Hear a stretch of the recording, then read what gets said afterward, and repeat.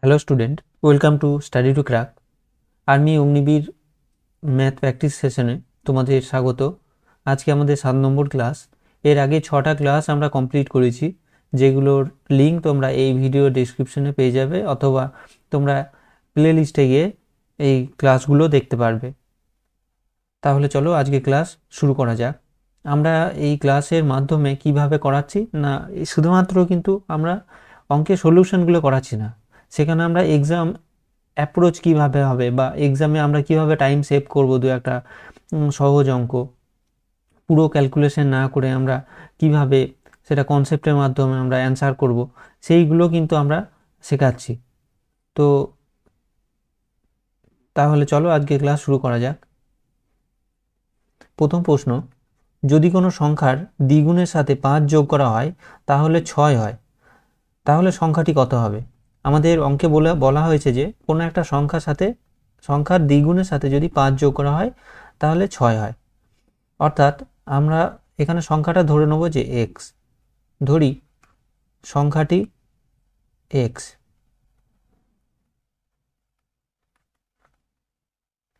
সংখ্যাটি এক্স, তাহলে দেখো আমাদের শর্তে কি হবে, যে সংখ্যাটির দ্বিগুণের সাথে 5 যোগ, তার মানে কি সংখ্যাটা ধরেছিলাম এক্স, তাহলে সংখ্যাটির দ্বিগুণ কি হবে 2x। 2x এর সাথে যদি আমরা 5 যোগ করি তাহলে সেটা আমরা পেয়ে যাব 6, এটা সমান 6 হবে। এই ইকুয়েশনটা আসবে আমরা। এবার এখান থেকে আমরা ক্যালকুলেশন করব, কি পাবো দেখো, এখানে 2x, 5 ডান দিকে গেলে মাইনাস হয়ে যাবে, তাহলে এখান থেকে আমরা মাইনাস করে পাবো 6 মাইনাস 5 করে পাবো 1। অর্থাৎ x সমান, দেখো এক্সটা 2 এর সাথে 2 গুণ হয়ে আছে, 2 এর সাথে এক্সটা গুণ হয়ে আছে, তাহলে 2টাকে আমরা ওই দিকে পাঠালে কি হবে 1/2, অর্থাৎ 0.5। আমাদের এখানে সঠিক অ্যান্সার হয়ে যাবে অপশন সি, 0.5। পরবর্তী প্রশ্নে চলে যাব। আমরা এখানে এই প্রশ্ন সেটে কিন্তু আমরা 15টা করে অঙ্ক করাচ্ছি, যেগুলো 15টাই কিন্তু কনসেপ্টের, আলাদা আলাদা কনসেপ্টের অঙ্ক। আর এই এক্সাম, এই যে কোশ্চেনগুলো আমরা তুলেছি সেগুলো কিন্তু সবই কিন্তু প্রিভিয়াস ইয়ার বেসড। দেখো দ্বিতীয় প্রশ্ন, 35 মিটার পার সেকেন্ডকে কিলোমিটার পার ঘন্টায় রূপান্তর করতে হবে। আগের দিন এই ধরনের একটা অঙ্ক ছিল, যেখানে কি বলেছিলাম, যে যদি কিলোমিটার পার ঘন্টা থাকে, সেটাকে যদি চেঞ্জ করতে হয় মিটার পার সেকেন্ডে, তাহলে আমরা যখন কিলোমিটার পার আওয়ার থেকে যখন মিটার পার সেকেন্ডে যাব, তখন আমরা গুণ করব 5/18 দিয়ে। কিন্তু যখন মিটার পার সেকেন্ডে থাকবে, আমাদেরকে যেতে হবে কিলোমিটার পার আওয়ারে, তখন আমরা 18/5 দিয়ে গুণ করব। তাহলে দেখো এখানে কি আছে, 35 metre per second. 35 metre per second আমাদেরকে নিয়ে যেতে হবে কিলোমিটার পার ঘন্টায়, তাহলে আমরা এটা 18/5 দিয়ে গুণ করব। তাহলে কত পাবো, 5 সাথে 35, তাহলে অ্যাটলিস্ট আমাদের কি পড়ে থাকলো, অ্যাট লাস্ট 7 × 18 ইজিক্যাল টু কি হবে দেখো, 7 × 10 = 70, আর 7 × 56। তো আমাদের ইউনিট ডিজিট কি পাচ্ছি, 6 পাচ্ছি, এখানে এই দুটো অপশন ক্যান্সেল। তাহলে কি হবে দেখো, 118 সাথে 7 ইন্টু করলে কত হয়, 126। তো 126 এখানে অপশন এ সঠিক উত্তর। পরের প্রশ্ন, এখানে সমাধান করতে বলা হয়েছে যে 100 এর 25%। এই পার্সেন্টেজের অঙ্কগুলো আমরা কিভাবে করব, যে দেখো সাধারণত 25%, এটাকে আমরা যদি ফ্র্যাকশনে লিখি বা পার্সেন্টেজ তুলি, তাহলে কিভাবে লিখতে হয়, 25/100 এইভাবে লিখতে হয়। কিন্তু আমরা এখানে কি দেখব, এখানে আমরা অঙ্কগুলোকে এইভাবে দেখব ক্যালকুলেশন করার সময়। এই যে 100 × 25%, এই পার্সেন্টেজের সাথে দুটো ডট রয়েছে, তো এই পার্সেন্টেজ ডট আর এখানে দুটো শূন্য কাটা গেল, তাহলে কি পড়ে থাকলো 25। ঠিক আছে, এখানে সঠিক উত্তর হবে অপশন ডি।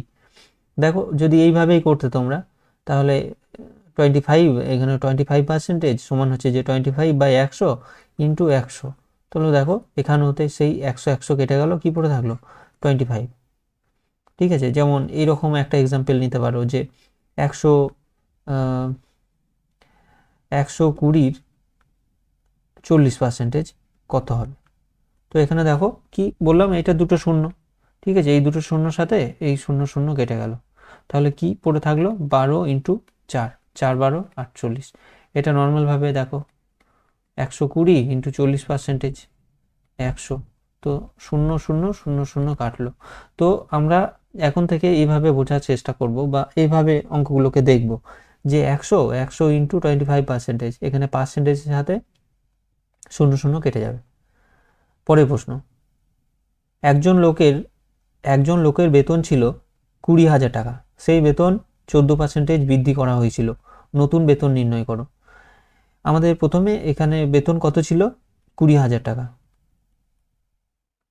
20,000, এবং এটা আমরা কিভাবে করব? দেখো সেই বেতন 14% বৃদ্ধি করা হয়েছে, তার মানে কি প্রথমে ছিল 100% প্রথম ছিল, তারপরে 14% বৃদ্ধি করা হলো, তার মানে কত? 114 হয়ে গেছে সেটা, ঠিক আছে। তো এটা এইভাবে করব, তাহলে 100 প্রথমে দাম ছিল 100, তারপরে কত হয়েছে? 114, 114, সরি 44 হয়ে গেছে।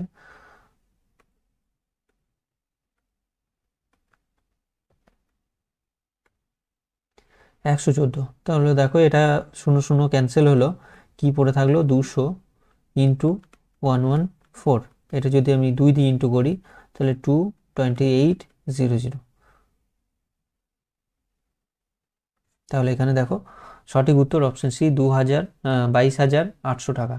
নতুন বেতন বাড়ার পরে কত হলো? 22,800 টাকা। ঠিক আছে, এই অঙ্কগুলো এভাবে আমরা করব। পরবর্তী প্রশ্ন, নিচের কোনটি একটি পূর্ণবর্গ? প্রথমত এই পূর্ণবর্গ অর্থাৎ আমাদের স্কয়ার কত, মানে কোনটা হচ্ছে যে স্কয়ার, সেটা আমাদের বের করতে হবে। তো যারা ধরো 1 থেকে 50 অবধি যারা স্কয়ার মনে রেখে দিয়েছো, তো অবশ্যই তাদের খুবই এটা দেখেই বুঝতে পারবে, খুবই মানে হেল্প হবে তাদের। কিন্তু তাছাড়া এমনি বেস নিয়মে নিয়ম কি হবে? বেস নিয়ম হচ্ছে যে ধরো একটা পূর্ণবর্গ সংখ্যা হচ্ছে যে 16, সেটা পূর্ণবর্গ সংখ্যা কি করে বুঝবো আমরা? এটাকে আমরা ফ্যাক্টরাইজ করে দেবো, তাহলে কি পাবো? 2 ইন্টু 2 ইন্টু 2 ইন্টু 2, ঠিক আছে, 2 ইন্টু 2 ইন্টু 2, অর্থাৎ দেখো 2 2 4 হচ্ছে, আবার 2 2 4 হচ্ছে, তাহলে এটা কি হলো? 4 স্কোয়ার, তাই তো, 4 ইন্টু 4 4 স্কোয়ার। তো এখানে এটা কার বর্গ? না 16 হচ্ছে যে 4-এর পূর্ণবর্গ। তো এইরকমই, তো এইগুলো সবই যদি এইরকম করে ফ্যাক্টরাইজেশন করো তো বুঝতে পারবে যে কোনোটাই আর কি মানে পূর্ণ সংখ্যা হচ্ছে না, পূর্ণবর্গ হচ্ছে না। তো এখানে একমাত্র অপশন উত্তর পাবে অপশন ডি, এটা হচ্ছে যে 41-এর স্কোয়ার, 41-এর স্কোয়ার। তো এইভাবেও তোমরা বুঝতে পারতে যে দেখো এখানে 40-এর স্কোয়ার হচ্ছে যে 1600।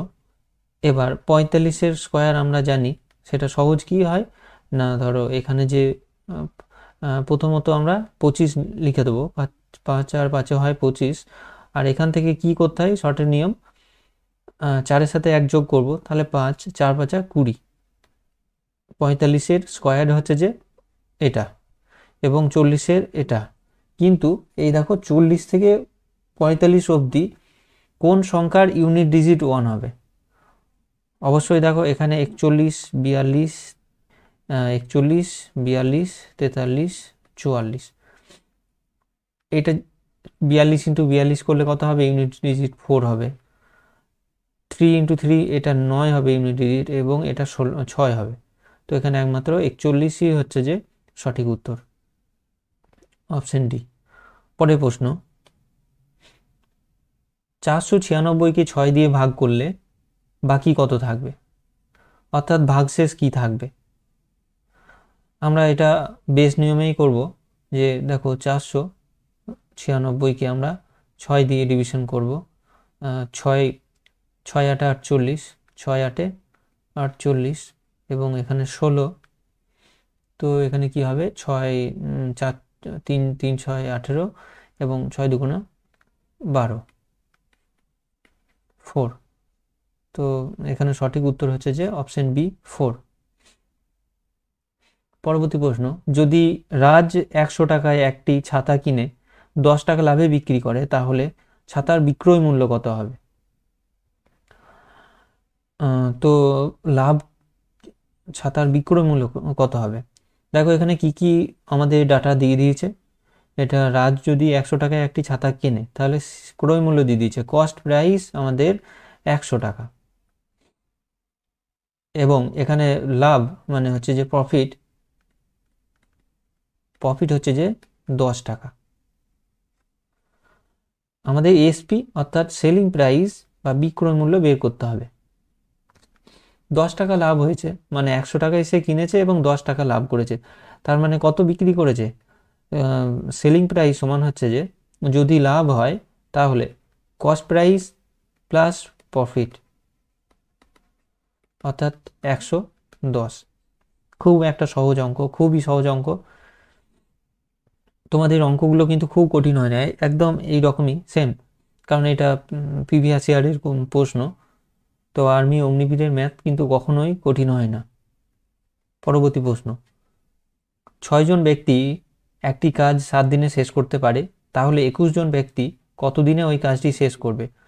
আমরা যে এই কাজ বা সময় ও কার্যে যে অঙ্কগুলো করছি এখানে আমরা ফর্মুলা বলেছিলাম যে M1D1/W1 ইকুয়াল টু হচ্ছে যে M2D2/W2। তো এখানে দেখো W2 মানে কাজের পরিমাণ সেম আছে, কিছু বলেনি, ঠিক আছে। তো এখানে শুধু M1D1 ইকুয়াল টু M2D2 হবে। তাহলে প্রথমে দেখো 6 জন লোক কাজটি করছে 7 দিনে, সমান হচ্ছে যে 21 জন ব্যক্তি, M2 হচ্ছে যে 21, এবং কত দিনে শেষ করবে D2টা আমাদেরকে বের করতে বলেছে। তাহলে দেখো 7 এখানে 3 21 হয়, 3 7 21 হয়, এবং 3 আর 6 ক্যান্সেল করলে হয় 2। তাহলে D2 সমান আমরা কি পেলাম? D2 সমান আমরা 2 পাচ্ছি। অপশন ডি এখানে সঠিক উত্তর। তাহলে দেখো 21 জন ব্যক্তি যদি ওই কাজটি করে তাহলে কাজটি 2 দিনে শেষ করবে। পরবর্তী প্রশ্ন, প্রথম 5টি ধনাত্মক বিজোড় পূর্ণ সংখ্যার গড় কত হবে? গড় আমরা কি বলেছিলাম? গড় হচ্ছে যে অ্যাভারেজ। অ্যাভারেজ সমান কি করে বের করি? টোটাল বা sum of the observation by total number of observation, ঠিক আছে। তো সাম আমাদেরকে করতে হবে 5টি ধনাত্মক বিজোড় পূর্ণ সংখ্যার গড়। প্রথম 5টি, 1 হচ্ছে বিজোড়, পরবর্তী বিজোড় হচ্ছে যে 3, 5 আর 7 এবং 9, ডিভাইডেড বাই কতগুলো সংখ্যা? 5টি সংখ্যা, 5। তো এটা ক্যালকুলেশন করলে কত দাঁড়াবে দেখো, 9 আর 1 হয় 10, 10 আর এখানে 10, 20, 25 বাই 5 ইকুয়াল টু 5। 5 হচ্ছে যে গড়। সঠিক উত্তর অপশন ডি। পরবর্তী প্রশ্ন, সরল সুদের ওপর বার্ষিক 5% হারে 4 বছরের একটি পরিমাণ অর্থ 900 টাকা হয়ে যায়, যোগফল কত? এখানে কিছু দেখো মিস্টেক আছে, যেখানে 4 বছরে একটি পরিমাণ অর্থ, অর্থাৎ এটা হচ্ছে যে সুদ আসল, এটা সুদ আসল, এবং তাহলে যোগফল কত, অর্থাৎ এটা হচ্ছে যে আসল কত বা প্রিন্সিপাল কত। তো এখানে কি কি আমাদের দেওয়া আছে, তথ্য কি কি দেওয়া আছে? আর দেওয়া আছে রেট অফ ইন্টারেস্ট কত? 5%, টাইম হচ্ছে যে 4 ইয়ার্স, আর এটা কি দেওয়া আছে? এটা দেওয়া আছে যে অ্যামাউন্ট, অর্থাৎ অ্যামাউন্ট মানে কি? Principal plus simple interest. তো অ্যামাউন্ট দেওয়া আছে 900 টাকা, ঠিক আছে। তো আমরা কি জানি? আমরা সূত্র কি জানি? যে সিম্পল ইন্টারেস্টের সূত্র হচ্ছে, দেখো অ্যামাউন্ট সমান কি? অ্যামাউন্ট সমান হচ্ছে যে পি প্লাস এসআই। তো সিম্পল ইন্টারেস্ট সমান কি পাবো? সিম্পল ইন্টারেস্ট সমান হচ্ছে যে টি আর বাই 100। এখানে হচ্ছে পি হচ্ছে যে আমাদেরকে বের করতে হবে, টাইম হচ্ছে যে 4 ইয়ার্স, এবং আর হচ্ছে যে 5 ডিভাইডেড বাই 100। দেখো 4 আর 5 হয় 20, 20কে যদি আমি 100 দিয়ে কাটি তাহলে কত পাবো? এখানে 5 পাবো। তাহলে আমরা কি পাচ্ছি? p/5। ঠিক আছে, তো অ্যামাউন্ট আমরা কি পেলাম? অ্যামাউন্ট সমান হচ্ছে যে 900 সমান হচ্ছে p+si। সিম্পল ইন্টারেস্ট আমাদের কি বেরোলো? p/5। তো এটা ক্যালকুলেশন করলে আমরা কি পাবো? 5p plus p divided by 5, এখানে 900।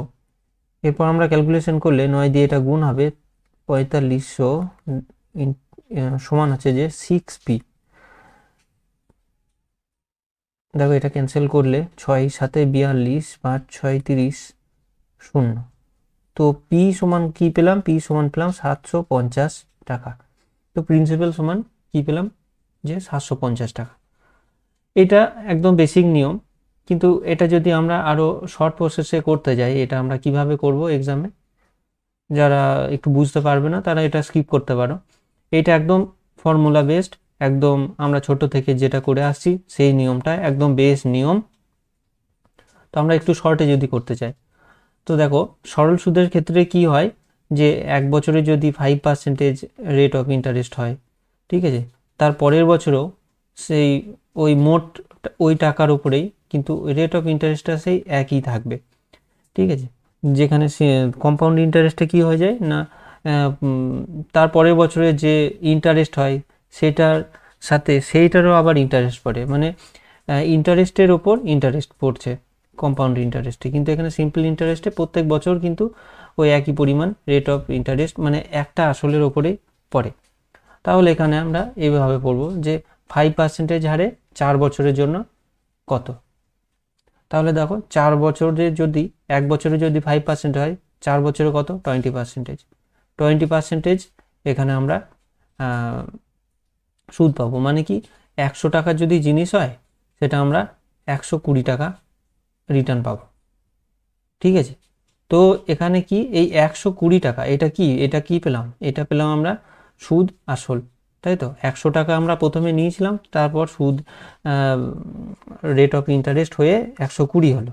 তো এখানে 120-র ভ্যালু হচ্ছে যে 900। তাহলে একের ভ্যালু কত? একের ভ্যালু হচ্ছে যে 900 ডিভাইডেড বাই 120। ঠিক আছে, তাহলে এই 100-র ভ্যালু কত? 100-র ভ্যালু হচ্ছে যে 900 ডিভাইডেড বাই 120 ইন্টু 100।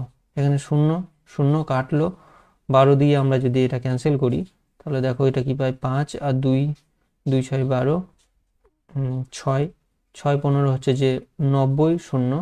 তাহলে 5 15 75, 150 আর 5 যদি ইন্টু করি তাহলে কত পাবো?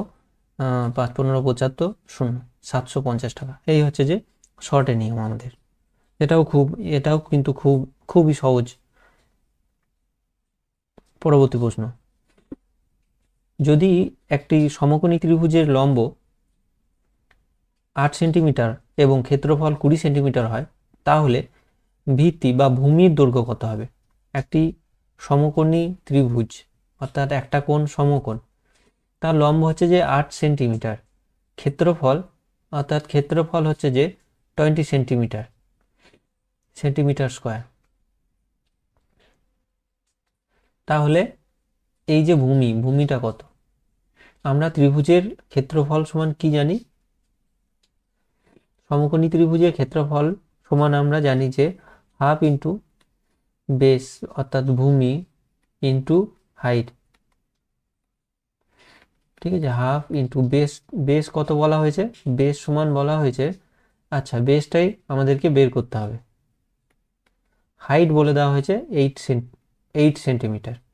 ঠিক আছে, এটা হচ্ছে যে ত্রিভুজের ক্ষেত্রফলের সূত্র, এটা ত্রিভুজের ক্ষেত্রফল। আর অ্যাকচুয়াল যে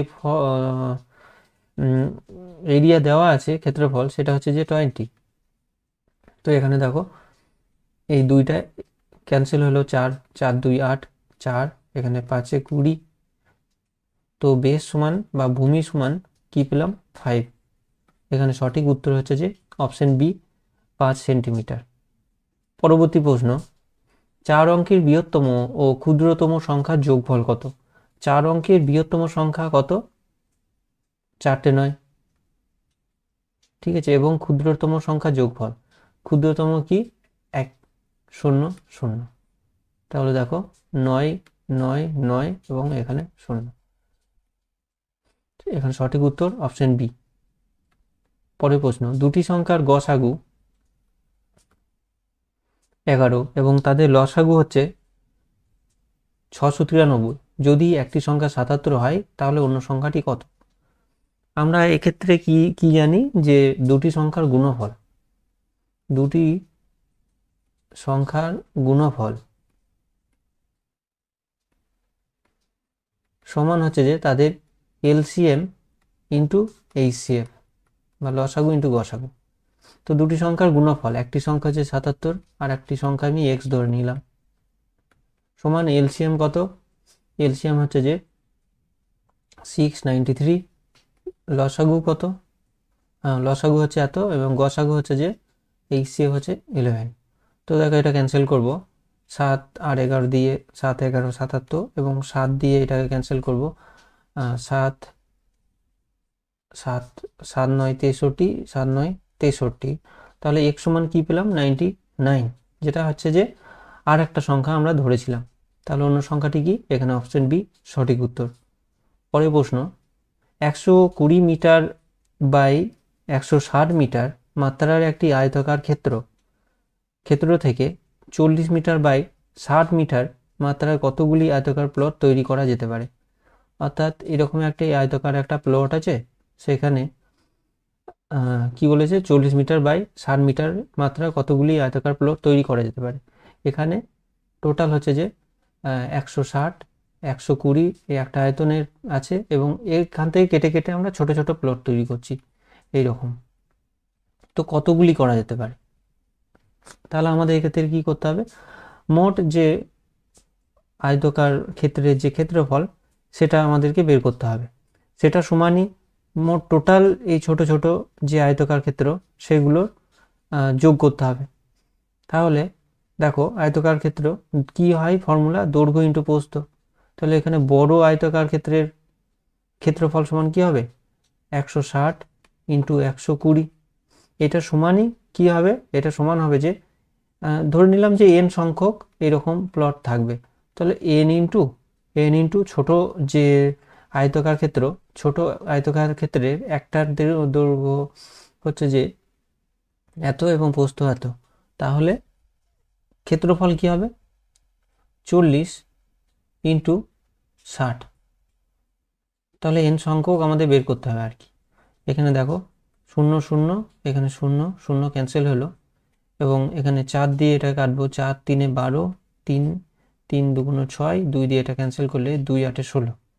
ঠিক আছে, তো n সমান কি পেলাম? n সমান পেলাম 8। তাহলে কতগুলো এরকম ছোট ছোট প্লট তৈরি করা যাবে? 8খানা। সঠিক উত্তর অপশন ডি। পরবর্তী প্রশ্ন, যদি 20 জন লোক একটি কাজ 20 দিনে কমপ্লিট করতে পারে তাহলে 40 জন লোক কতদিনে ওই একই কাজ সম্পন্ন করতে পারবে? এখানে কাজের পরিমাণ সেম, তাহলে আমরা সেই m1d1 যেটা করেছিলাম সেই ফর্মুলাটাই আমরা ইউজ করব। তাহলে m1 হচ্ছে যে এটা এবং d1 হচ্ছে 20, m2 হচ্ছে 40, তাহলে আমাদের d2 বের করতে হবে। তাহলে 20 ইন্টু 20 সমান 40 ইন্টু d2। এটা ক্যালকুলেশন করব। তো এখানে দেখো কিছু মিস্টেক রয়েছে, দেখো কত দিনে। তো এটা অবশ্যই এটা 80 হবে, এটা ইংলিশে লেখা আছে 80 হবে। তো এটা আমরা 8 করছি,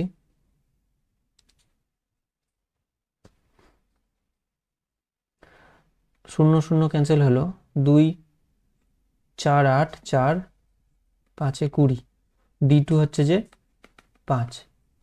আচ্ছা, এখানে কিছু আমাদের টাইপিংয়ের মিস্টেক হয়েছে, তো আমাদের অঙ্কটা কিন্তু এইভাবে হবে।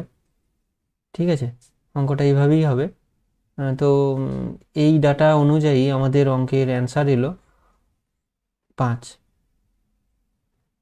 ঠিক আছে, তো তোমরা যদি এটা করতে পারো, এটা একবার তোমরা ট্রাই করে দেখবে, এই ডাটাগুলো চেঞ্জ করে যদি এই অপশনের সাথে মেলে তো একটু তোমরা দেখবে।